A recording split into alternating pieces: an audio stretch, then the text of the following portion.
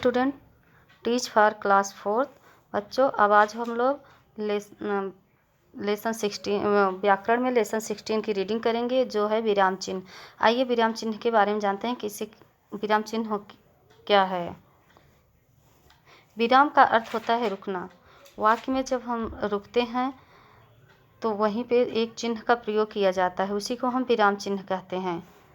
बोलते समय भाव के अनुसार किसी बात पर बल देने के लिए हमारी आवाज़ में जो परिवर्तन या उतार चढ़ाव आते हैं, उन्हें लिखते समय विराम चिन्हों के द्वारा प्रकट किया जाता है।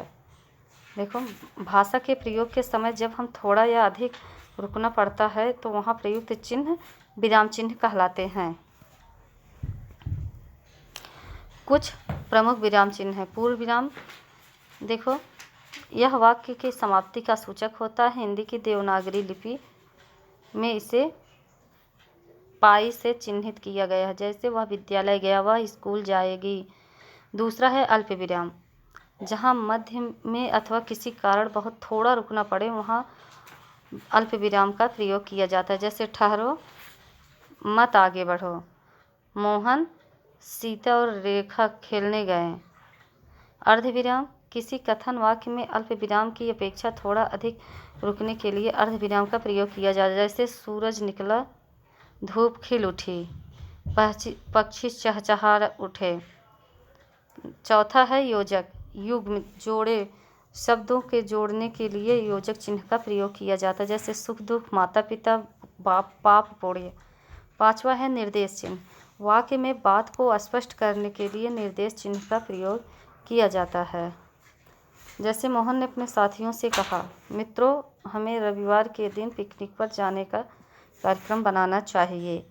छठा है कोष्ठक, किसी शब्द अथवा कथन के अर्थ को स्पष्ट करने के लिए कोष्ठक का प्रयोग किया जाता है, जैसे मैं व्यर्थ में विवाद, कोष्ठक में बहस लिखा है, विवाद का मतलब बहस ही है, मैं नहीं पढ़ना चाहता हूँ।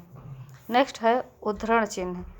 बच्चों, इसी को इन्वर्टेड कॉमा भी कहा जाता है। किसी के कथन को ज्यों का त्यों लिखने के लिए उद्धरण चिन्ह का प्रयोग किया जाता है, जैसे सुभाष चंद्र बोस ने कहा, तुम मुझे खून दो, मैं तुम्हें आज़ादी दूंगा। फिर है प्रश्नवाचक चिन्ह।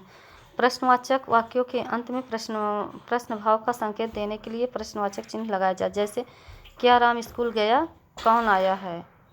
नेक्स्ट है विस्मयादिबोधक चिन्ह। विस्मय आश्चर्य को प्रकट करने के लिए विस्मयादिबोधक चिन्ह का प्रयोग किया जाता है, जैसे अरे आप आ गए, वाह जलेबी। कुछ इम्पॉर्टेंट लाइन है और इसको देखते हैं। विराम का अर्थ होता है रुकना। नेक्स्ट है भाषा के प्रयोग के समय जब हमें थोड़ा या अधिक रुकना पड़ता है तो वहाँ प्रयुक्त चिन्ह विराम चिन्ह कहलाते हैं। भाषा में अनेक विराम चिन्हों का प्रचलन है। तो बच्चों, हम अब इसकी एक्सरसाइज पे चलते हैं। पहला क्वेश्चन है, सही विकल्प पर सही का निशान लगाइए। साधारण वाक्य के अंत में प्रयोग होता है पूर्ण विराम का। ऑप्शन नंबर सेकंड हमारा राइट आंसर है। वाक्य में बात को स्पष्ट करने के लिए किया जाता है निर्देश चिन्ह का प्रयोग। ऑप्शन नंबर थर्ड हमारा राइट आंसर है। आश्चर्य प्रकट करने वाला शब्द विस्मयादिबोधक होता है। ऑप्शन नंबर थर्ड हमारा राइट आंसर है। वाक्य के समाप्त होने का सूचक होता है पूर्ण विराम। ऑप्शन नंबर सेकंड हमारा राइट आंसर है। नेक्स्ट क्वेश्चन है, रिक्त स्थान भरिए। वाक्य के मध्य में थोड़े विश्राम के लिए अल्प विराम का प्रयोग किया जाता है। विस्मयादिबोधक शब्द के लिए चिन्ह का प्रयोग किया जाता है। निर्देश चिन्ह का प्रयोग वाक्य को स्पष्ट करने के लिए किया जाता है। किसी कथन का ज्यों का त्यों लिखने के लिए उद्धरण चिन्ह का प्रयोग होता है। नेक्स्ट क्वेश्चन है, सुमेल कीजिए। पूर्ण विराम, चौथा है उद्धरण चिन्ह, पांचवा है अर्ध विराम, पहला है विस्मयादिबोधक, दूसरा है प्रश्नवाचक, तीसरा है। बच्चों, इस तरह से हमारा लेसन कंप्लीट होता है। आप लोग भी अपनी एक्सरसाइज को कंप्लीट कर लेना। बुक में जैसे पढ़ाया गया और बताया गया है या भरा गया है उसे देखकर। नेक्स्ट लेसन के साथ हम फिर मिलेंगे। Thank you.